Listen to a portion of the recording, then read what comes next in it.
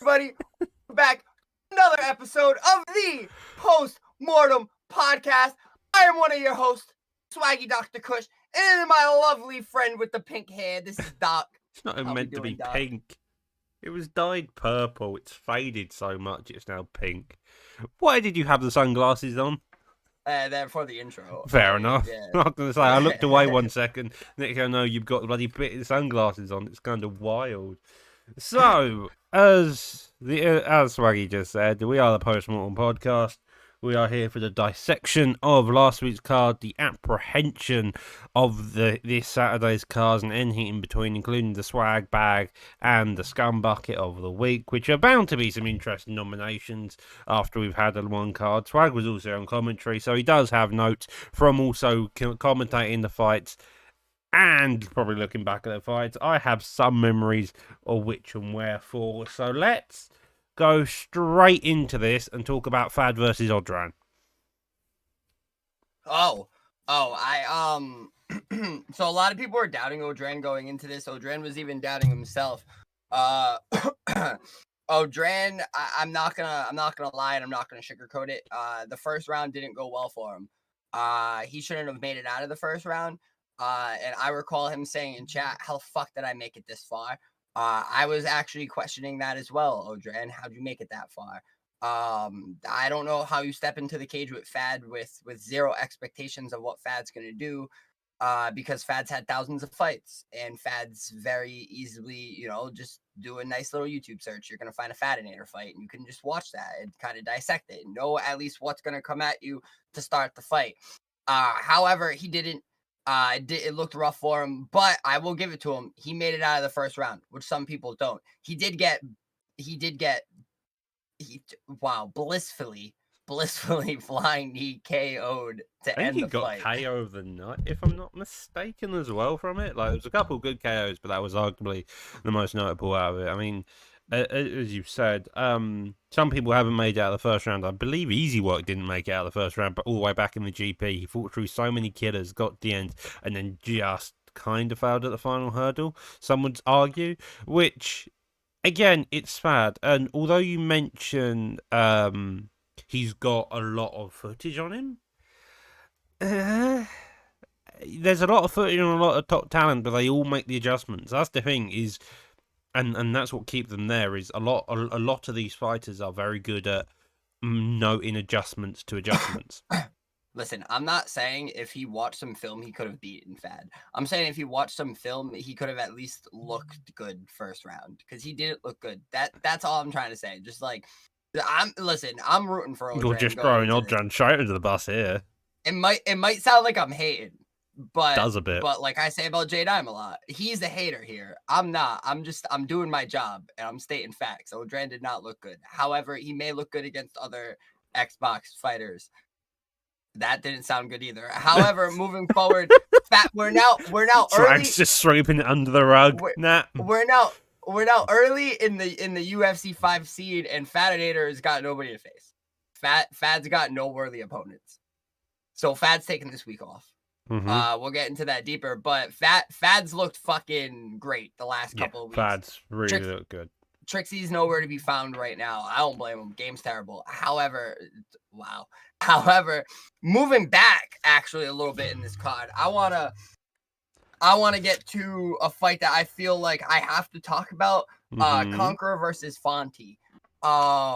This was a good fight. Now, Conqueror came off and kind of established himself as a dominant Xbox talent. Conqueror came in here. Fonty came in needing a win. Not just for his self-esteem, but to prove to me that he's a solid Xbox talent. He got mad at me a couple weeks ago. I don't blame him. I'm rough on y'all here. However, Fonty, you can't call me a little bitch and then get done dirty like that. You got dog walked. However, Conqueror's a dog, so I'm not holding it against you. I'm hoping Doc's a little bit easier, gives you Ginger next week. Maybe. Ginger's in the next co-main. However, Conqueror's a dog, and I'm thinking we're gonna see Conqueror up there in the higher hierarchy of the rankings soon to come. Moving forward, Conti's another one. Conti came out of nowhere. like a dog and got the job done. And Conti's another one that I've been rooting for all season, and I think Conti's going to be another one that is in the hierarchy sooner than later. Yeah, I definitely think so. I mean, Fonte's had it rough very early on, but he has fought a lot of killers, and I fully expect him to start coming back once. Because he's now 1-2, looking at the record. It'll put him probably around the 40-ish rank mark if I've got to make a quick assumption. But he's still going to be fighting really top-tier talent, especially this early on in the season, so it's going to be interesting to see how he can come back, especially since in recent times he has joined up with the KM camp. So those guys helping him. He left DK, he's joined up with KM, he's got a bit of a lost streak, but I mean, Fonte's a former champ for a reason. He can make those adjustments. He's looked really good as a champion as well, and so I don't have any doubt that he's going to come back. Yeah, I mean, you also remember that in about 8 days we do have another UFC 5 update. So exactly, and that's what a lot of us are waiting for. And I was talking to Caliber a little bit in the PT chat, making some jokes. I believe he's one of the leaders of KM, and I do believe they are going to take care of Fonte over there, and Fonte's going to come back like we've never seen him before. He's going to make me eat my words, and that's what I'm hoping for. I hope so as well. He hasn't fucking done it yet. He hasn't fucking done it yet. He hasn't done it yet, and until he does do it, why are you beefing with Fonte so hard? He is at the bottom of my tier list. He's the first one to say something to me. However, we're moving forward. And I think it's a good time. I know we've been saving it for the end of the show, but I can't save this one because I'm excited for this one. I'm excited for this one because I had a feeling that he was gonna do it, and I told everybody moving up to this fight, listen, don't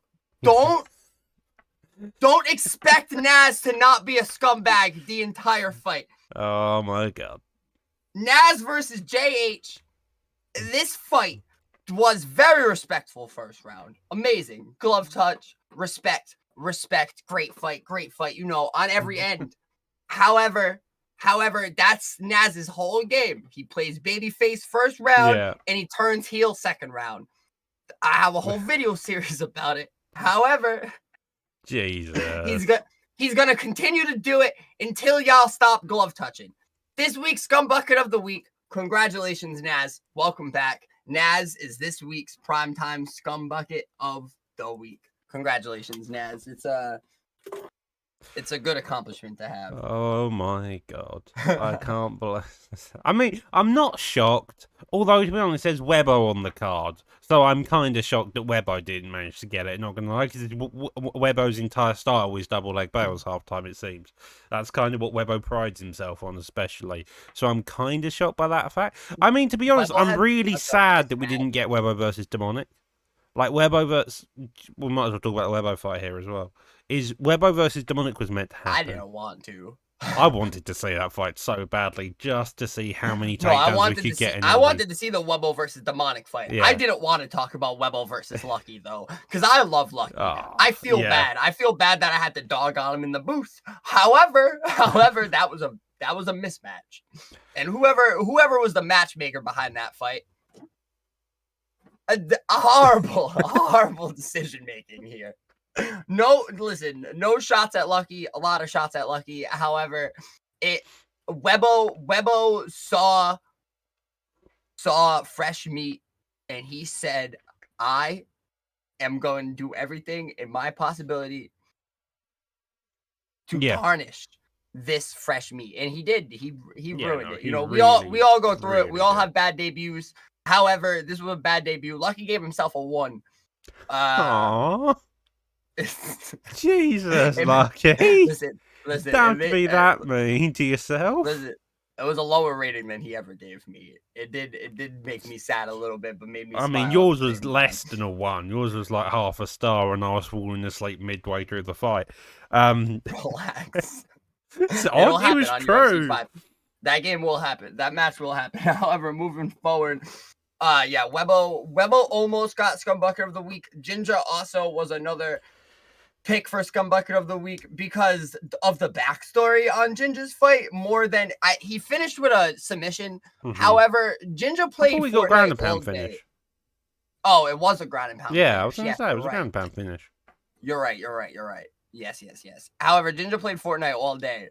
He joined the booth right before we went live to say, "Hey boys, this is what I'm gonna do in my fight," and proceeded to double leg his pillow and try to put it in an armbar. Yeah. Now that's exactly what he did in the fight. That's why I was gonna give him Scum Bucket of the Week, because like you don't just play Fortnite all day, practice on your pillow, hop on UFC 5 and do things like that. However, I mean, it earned Ginger a co-main event this week. Yeah, no, it definitely has. Co-main again at Vince Mix-Up, number 1 contender fight, yada yada yada. Have you done the Kush corner on it yet? No, that's gonna be recorded after this podcast. Well, then keep an eye on that for out as well. However, I do want to talk a little bit about it to prepare myself for that episode, because Mix-Ups is a dog. Mix-Ups absolutely destroyed Reese's. And what is Mix-Ups' record right now? Mix-Ups is 4-1 +2. So he's on a 2-fight win streak. Mix-Ups looked really fucking good in the Grand Prix. Yes, he did. He lost to Easy Work, right? Yes. My instant reaction was Elite King, but Elite King lost to Rolling Thunder in the PSGP, so it definitely wasn't that. Yeah, and we'll get to more PlayStation stuff shortly after this. However, Mix-Ups is a dog, and I shout out Ginger. I think this is Mix-Ups' fight all day long. Mix-Ups has kind of just been like proving that he's back, proving that like he belongs here. I'm not saying that he's a top pick to beat Fatinator, but I'm saying he's a top pick to beat Ginger, to put him in the fight with Fatinator. Mix-Ups is one of the most interesting fighters who I've seen about a place, especially from where he's come from and how he's developed as a fighter. Because he wasn't anything that was majorly notable. He was a fighter. He was quite controversial in some circles. I remember him driving a couple people up the wall early to mid UFC 4, more mid to late UFC 4 now I think about it. And then Mix-Up started to really get good, started really getting into that phrase, especially since he's been in KM. He's really taken on that position, taken on that role, and really gone for it. And each time he looks more and more impressive. In a similar sense, Ginger's kind of had the same expertise. It's just they've gone for two very different styles.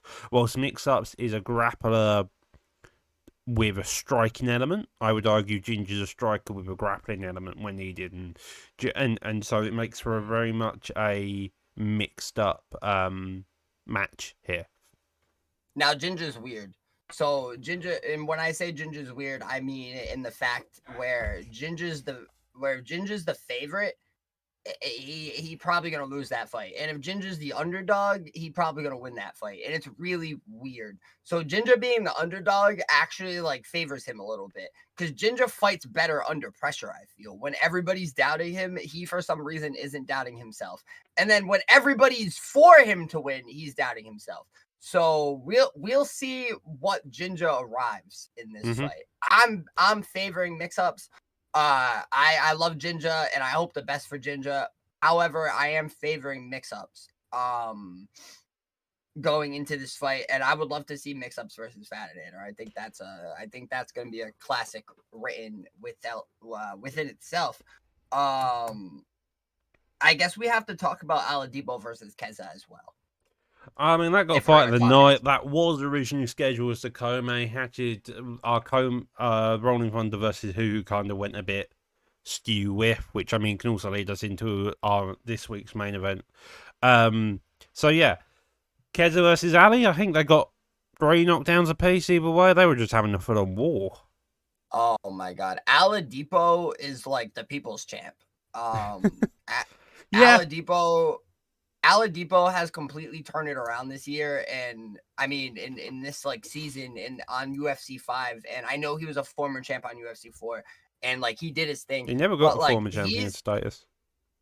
He's not a former champ? No, he's not a former champ.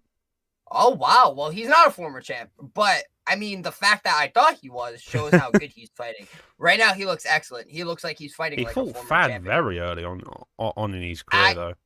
I do believe he could be a champion. Just the fight that he I was had gonna say with with how he's Fabinator looked, and I mean he's in the even Grand fought Fad Prix. in the GP as well. Yes, and he had a very close fight with him. You thought he won. Yeah. And Yeah. and with this fight with Keza, also a very close fight, and I believe Keza's 3-0 now. Yeah, Kezin's now straight with the win over Ali. Mm-hmm. He was originally scheduled to be the number 1 contender, but he declined. I think is the straight answer there. So hey, that's sometimes the way it goes. We give you the opportunity. If you don't want to take it, then that's your prerogative. We'll move on to the next contenders with the likes of Ginge, with the likes of Mix Up. Those two are now going to be fighting for the belt for next fighting. Now, Keza versus Mix Ups would have been such a good fight. Yeah, my thoughts entirely was the same. Keza versus Mix Up would have been a really good fight. Maybe we'll see it in the future, too. I hope so. I really do hope so. However, moving on from that, I guess let's just go into PlayStation. Not many PlayStation fights were on this card. Was Tail Love versus Call Me Swag PlayStation or Xbox? PlayStation. No, Xbox. It was Xbox? Yeah, it was Xbox. All right. So fuck PlayStation on this card, I guess. I mean, you had a lot of the PS guys were more towards the prelim side of things. Oh yeah, that's true. It was kind of top heavy for Xbox right about now. Yeah. Okay, so Call Me Swag and Tailung. Tailung was a fan favorite-ish. He had a lot of hype behind him coming into this because he's top 10 on the ranked leaderboard. Yeah, he's kind of notorious for double leg bails, go down, force you to grapple, find a submission, capture you in that submission, done, dusted, quit game, go find your next ranked game. That's kind of what Tao Lung's style is. I don't think he's going to be like dissuaded from me saying that either. It's just the way it goes. However, when you looked at him fighting on that card, you can really tell he is not used to league fights. And that's just a fact. So I was going to compare this to when CM Punk made his UFC debut, because CM Punk had all of this hype behind him and was a WWE champion and dominated in the WWE. Well, Tao Lung beat Matty Dion on the head. That's the weirdest part. Hold on. Let me finish this comparison. But CM Punk got dogged twice. Now look what happened to Tail Lung. Tail Lung tried all of his cheese. The chat stayed on his side the entire fight. Tail Lung tried all of his cheese. And now I was low-key kind of rooting for Tail Lung because this other kid's name is Call Me Swag. However, I'm going to call him Swag now because he fucking dog-walked, embarrassed Tail Lung. Yeah, Who is this Call Me Swag guy? I love him. I should have honestly pretended that it was me. I should have just been like, yeah, boys, that's me on it all. However, I didn't. You were in the comms booth as well. Wouldn't have worked. Listen, I'm sorry to break it to you, but Jay Dime be playing 2K the entire time he's in the comms booth, and nobody notices, all right? So I could have very well been Call Me Swag. Sorry to break hearts here. Swaggy I throwing all the gossip around tonight. Jesus, wet swag. But, It's a known fact. He said it in chat. Everybody was like, yeah, Jay's playing 2K. And I was like, no, he's not. And I checked the logs. He was. Jesus. Well, I mean, when Swaggy's just thrown the other main commentator under the bus, I mean, how long definitely looked... I said nothing bad about Cyrus. You said nothing bad about Cyrus. Oh, God, the day that happens, we may get cut off air. Oh. I love Cyrus. However, moving forward, let's finally talk about PlayStation. Blackout versus Rolling Thunder. It was originally meant to be Hoo-Hoo, but Hoo-Hoo's internet decided to cut itself out. It was a great R.I.P. Rolling Thunder's another fan favorite. Rolling Thunder's another big fan favorite. Yeah, well, I mean, Blackout didn't come in with a single win on PS. I mean, he had a really good run. He didn't have a great run on Xbox. I think he got murdered by Ali in one round purely from grappling, which I mean I would argue is illegal, but here we are again. Yeah, good fight with Josh Ray. Yeah, in the former champions fight, the Clash of Champs. However, yeah, Blackout's a dog. And Blackout's back. And Blackout's back where he belongs in the Blackout's PlayStation back division. in Blackout. Yeah. Words aren't my forte, it seems. I mean, he's back, but I don't know how back he is when I'm going to tell you the main event fighter picks. You ready for this, Swag? I am. Currently swearing at me. Go Smudger first. Alex Pereira. Okay. Yeah. Anderson Silva. This is Jay's fault. This is Jay Dime's fault. This is all Jay Dime's fault. If Blackout just picked Nick. All right. This makes this. I have to redo my Kush Corner episode. This changes everything because Blackout is a Nick Diaz user. Blackout is a Nick Diaz dog. I've never seen anybody else better with Nick Diaz. Blackout picking Anderson Silva is strictly because Jay Dime dog walks him with Anderson Silva. So he's like, I could do that. Against Smudger's Alex Pereira, I don't know. Maybe I'm just overreacting. Alex Pereira is a really rough pick to fight, though. Listen, I mean, especially if he comes out with, like, Glory Pereira. Let's link everything together. Yeah. Maybe it's a little bit early for Blackout. The last time we saw Blackout fight before the Rolling Thunder fight, he was getting dog walked on Xbox. Now we step over to PlayStation and he fights Rolling Thunder, somebody that arguably shouldn't even be as high as he is.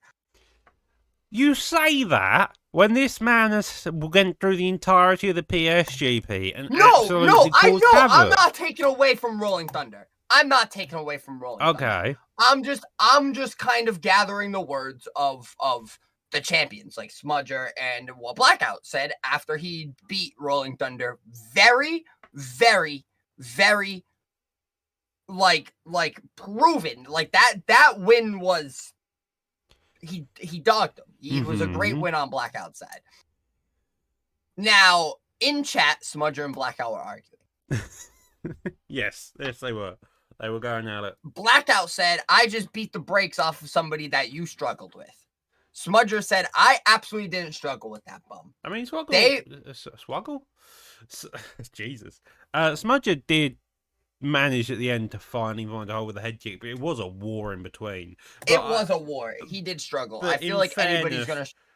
Elite King also had a Barney and a half against someone like Rolling Thunder. I feel like as much as Rolling Thunder on the surface seems like a straightforward, easy opponent, unless you just don't care and just walk forward like Blackout probably did for the most part, and just walk him down and just go, okay, you throw what you want to throw, I'm going to throw back, and I'm going to hit you 10 times harder.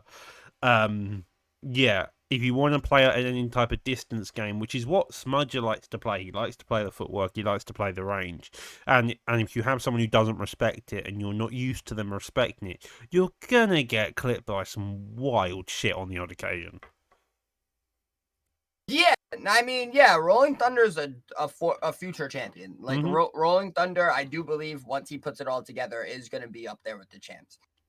However, right now, it's Blackout and Smudger that are the two absolute takeaways from this division, the two absolute runaways, because nobody can figure out Rolling Thunder, but Blackout did very, very easily, and Smudger's obviously Smudger. The last time they fought, in the only time they ever fought under the Primetime banner, back in UFC 4, was at middleweight. I believe Smudger was Izzy.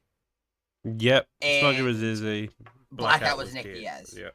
And Blackout pulled the upset of the century, winning the belt. Bless you. Apologies for that. Blackout pulled upset of the century. Now, can he do it again using Anderson Silva? I don't fucking know. I'm all types of confused now. I don't know why. I thought I saw middleweight and was like, oh, he won. He's picking Nick Diaz. Yeah. Thought it was an easy pick. And now my heart's a little broken. Yeah. But maybe he feels like Nick Diaz is his Nick Diaz is starting to get figured out. So he's trying to switch it to something we haven't seen much, which is understandable. I respect it. We'll have to see. We'll have to wait till Saturday to see. Yeah, we'll definitely I'm have to excited either see. way. I mean, I'm excited yeah, either way. no, It's gonna be a fucking war. it's going to be a war. It's going to be a fun old fight, and that's just the main event. I mean, as you go down, as we also mentioned, you've got a co-main and mix-ups and Ginge. That's a war and a half. That's a lightweight of all places. Then you have a rebooking of Rolling Thunder versus Hoo. Oh, that's finally happening. Okay. Hopefully that will finally happen. Yeah, All Thunder things... versus Hoo is. I mean, I was excited for that fight last week. I think Hoo is a very winnable fight Yeah. for Rolling Thunder, but you can't underestimate Hoo at all going into this because Hoo's got that dog in him for sure. And no, that's gonna be an absolute good fight. Ooh, and we got Reese versus Naz. Yep, we do. That had to be rescheduled around. We had a couple pullouts. We've had a couple of pullouts on the PS side, so a couple of fights have been rejogged about. You have a Vux fighting now new opponent that was booked, unlike last night. Same way around with Naz. So there's a couple of changes, bits and pieces all done and dusted Right. there. Vux versus CX, I like that. Intro versus Aladipo, I like that. Easy Work versus Conqueror, I like that. Weber versus Canio. All right. You don't know how much do you know about Canio? Nothing. Nothing. So Canio dates back to being one of the first UFC 4 champions. Mm-hmm. Was he a UFC champion? Yeah, he was. Shit. Yeah, no, he dates back to being one of the first UFC 4 champions. Okay. He lost his belt, I believe, to Dirty Dave. Mm-hmm. It was a war. I mean, Canio really early on looked really good. He looked really well. Yeah.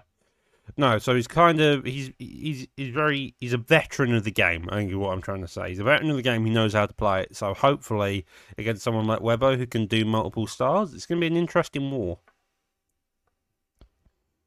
Yeah, I like that. I like that. I also like Abdul's on the prelims. Yep, one Abdul is weird. Abdul, all right, I love Abdul, and I like watching Reese's fight. I think it could arguably be the best fight on the prelims if everything goes to plan. Yeah, it could be a good fight. JJ versus Kai Han's also a great fight. And Odran getting a chance to prove himself against Cam Valentine, I feel like is a really good test for Odran. Not too hard, not too easy, kind of in the middle, and definitely a good test for Odran. The prelims are stacked. Prelims looking good. Prelims are definitely stacked from top to bottom. I mean, it's kind of the opposite way of what PT112 was. It's bit heavier on the higher end of PS, and then on the lower end, it's a lot more Xbox orientated. So it's going to be like that kind of style where you get to see the lower Xbox guys start to be building their records, start to be building their names against on UFC 5, whilst you see some massive possible title implications on the PS side for the main card, like Reese versus Naz. They're both 2-0. If who gets a win over Rolling Thunder, he becomes on a +3 as well. Rolling Thunder could go to 5-2 if he gets a win. So all of those little bits and pieces are really looking forward. And then you also have Vuk and CX who would be on the +2 at 3-1 if either of them win. So both teammates as well. So again, you're going to be pushing in towards a higher part there. That'll be a good fight because that's a teammate versus teammate fight. And in the WR camp, they don't use any corners or game plans for team versus team fight. They just kind of go out and go to war. And that's why we've seen so many wars from the likes of John Africa and Versatile. Every time they fight, it's fucking crazy. So CX versus Vuk will be a good fight for sure. that's gonna keep your eyes on that because that's gonna be a fucking war to open up the main card. Yeah, no, it's definitely going to be an utter war indeed. We're about on the half hour mark. I'm just trying to think what else we can talk about. It's one of those weird instances. We haven't covered the swag bag yet. The swag bag. Yep, the swag bag. The swag bag. Listen, say what you want about this pick. Oh god. Say what you want. Say what you need to say. All right, but until somebody knocks him off of where he is, Fatinator is gonna continue to be. Yeah. Okay. My guy. Fair enough. My guy. Fatinator is this week's swag bag of the week. Did he every time he wins, he sends me something, man? Oh yeah. What did he say this time? he just sent me literally no words, just a gif of John Jones going. Respectable. Ginger. Fatinator's a dog. And yeah, Fatinator's this week's swag bag of the week. I do want to throw a little reminder. Naz is the scum bucket of the week, and Naz is fighting again this week. Reepsies, don't glove touch second round, big guy. Don't do it. I don't care how respectful you think he's Swag being. giving game plan advice already. You're gonna get head kicked. That's gonna go one of two ways, either really well or really badly. And if you're Jay Dime, he's gonna say it's really badly. What, fake glove touch Naz? Yes, I would like to see somebody do it to Naz. I'd fucking lose my shit. They would get swag bag instantly then if you did that. There you go, ladies and gentlemen. If you ever get matched against fucking Naz and you want to get the swag bag of the week, just fake glove touch Naz. Immediately. Yeah, no, but I think those are amazing picks for the scum bucket and the swag bag. And and for next week's swag odds, I do want to throw out I'm just gonna do the main event and the co-main. Smudger, with me now knowing the picks, is a absolute -300 favorite with Blackout, who is using Anderson Silva at middleweight, not Nick Diaz, is now a +250 underdog. And going into the co-main mix-ups is a -900 favorite, with Jinja being a absolute blowout +1100 underdog. I think both those odds are the dumbest thing you've said today. I like Blackout going someone who isn't built to like just go forward in your face, may bring out a more technical style. And I think Blackout technical is going to be the most scariest thing in the world. And Ginge genuinely is capable of having a style to beat mix-up. He has a style to beat majority of people. As long as he stays patient and calm, he's going to be fine, I think, for the most part. Will it be as easy as what I'm saying now? Of course it won't be. But is mix-ups an entirely beatable creature? Yes. I'm writing down that you hated my my odds. So next week when my they were odds a are bit right, biased. Let's be honest, Swag. They were a bit biased. I love Jinja. I should have made, if they were biased, Jinja would have been my favorite. But I know Jinja chokes in big moments. And it's a big moment. That's why I have him such a massive underdog, because it's a massive moment. However, he shines when he's the underdog. Yeah. I'm hoping he proves me wrong. He does. Same with Blackout. I want to see a different Blackout. I want to see a more technical sound Blackout. He's been sparring with the likes of J Dime and Lepo from TST. So I know he's getting that good work in. And I'm hoping to see a more technical Blackout. However, with my knowledge of being an esports reporter, I think his best bet would have been Nick Diaz. So he's my underdog. But Smudger not picking Izzy, kind of weird. But he has been using Alex Pereira a little bit more. I'm going to say Pereira's a better Izzy, in my opinion. He's been using Alex Pereira a little bit more, so I won't. Pereira I don't really think that is would be just a better, is he, at this point? He's just got the I power. I don't think that would be much of a difference in that fight. I think it will be rather close. Yeah. For a couple of rounds, but I do think Smudger ultimately takes it. However, he does decision or finish. We'll have to wait till Saturday to find out. Yeah, no, definitely. I mean, it's going to be an interesting fight. It's going to be a wild fight indeed. But I think it's definitely a 50-50. You'll know after probably the first round for both the mix-ups, Ginger and the Smudger Blackout. And then the rest of the fights below are just killer after killer after killer after killer. And so I think we've been going 35 minutes. At least on recording. Probably going to be a tiny bit short because we cut off the beginning part. But yeah, I think we've covered the majority of the stuff. We've dissected the previous card. We've talked about this week's card. I think we're all good. Unless I miss anything major, Swag? I don't think you're missing anything major. Episodes of Kush Corner will be dropping this week. I apologize for the absence of my beautiful face on the Kush Corners the last 2 weeks, but I've been trying to figure out a new way to do them where they are shorter, and I've been preparing to absolutely dog walk Romero. So it's been a tough pleasure for me these last couple of weeks. Still just insane that you're doing that. We're working hard. I'm on the treadmill. I'm lifting the weights. We gained 4 pounds this week. Muscle. We out here. It's gonna be insane. It's gonna be wild. Moving and grooving.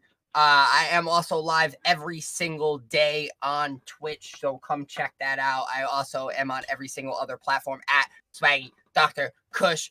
PrimeTime this Saturday, 3:30 p.m. Eastern time, like 8 o'clock in those British areas. 8:30. And one more thing. Oh, and Mortem is coming to you a little bit earlier now. Yeah, we're going to be uploading Wednesday night, hopefully. Yes, we're going to be dropping our episodes on Wednesday. We did record this Wednesday morning, so good morning. More like afternoon for me, but heads or tails of that. Noches, because it is nighttime, so good evening. And yeah, we're going to be posting on Wednesdays now, so y'all have more time to enjoy and get ready to put a lot of channel points on these fights on Saturday. Wait, can we actually talk about that 1 second before we end? How many channel points do you have or do you make you can't gamble on them? I have about 1,000. I have 137,000 or something like that. This last weekend, I started with like 97K and I lost 50K. I can't bet because I do the predictions. So I just collect channel points, but I do it on most streams I genuinely just, yeah. Rolling Thunder lost me like 15K. Like, I was putting the big bets down. However, gamble wisely. We love y'all. And anything you want to say, Doc? Make sure to like and subscribe, I think, to the channel. Make sure to like. What was that, Swag? I said I was just yapping. You were just yapping at that point, yeah. No, I mean, yeah, as I said, make sure to like, subscribe, catch Swaggy out on Twitch. The man thing's saying you like him here, you're gonna love him on stream. Apart from that, though, again, make sure to catch PrimeTime, 3:30 Eastern, 8:30 GMT. And with that, have a good night. Adios.